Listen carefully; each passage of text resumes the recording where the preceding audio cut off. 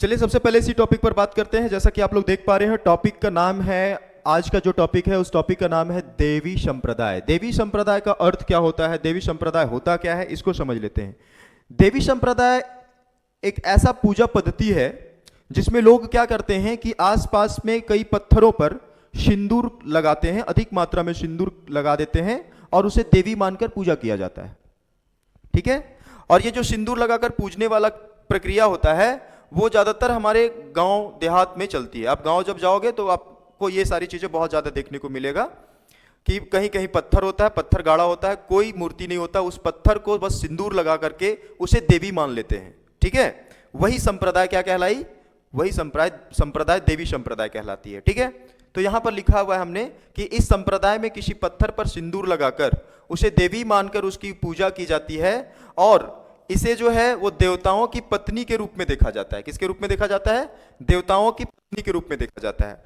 CBSE वाले लोग जिनके लैंग्वेज इंग्लिश है उनके लिए भी हमने यहां पर लिखा हुआ है कि इन दिस सेक्ट, सेक्ट का मतलब संप्रदाय होता है, a stone was worshipped by applying vermils, मतलब सिंदूर लगा करके उसमें क्या करते हैं, अप्लाई करते हैं और उसको पूजा जाता है। And considering it as a goddess, और इसे देवी माना जाता है। फिर लिखा हुआ it was seen as the wife of the gods, देवताओं की पत्नी।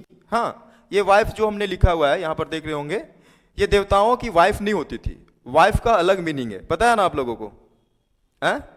नहीं मीनिंग, देखो वाइफ का मीनिंग अलग है, थोड़ा सा इस पर चर्चा कर लेते हैं। देखो W4 होता है विदाउट, क्या होता है? विदाउट। I4 होता है इंफॉर्मेशन, क्या होता है? इंफॉर्मेशन। ठीक है। F4 होता है फाइट, F4 होता है फाइट, और E4 होता है every time. Without information fight every time is equal to wife. ठीक है।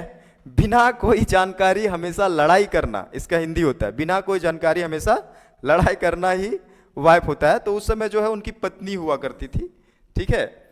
हाँ, तो ये आप लोग समझ में आया, ये नोट कर लीजिए और नोट करने के बाद हम लोग अगला टॉपिक पर बात करेंगे।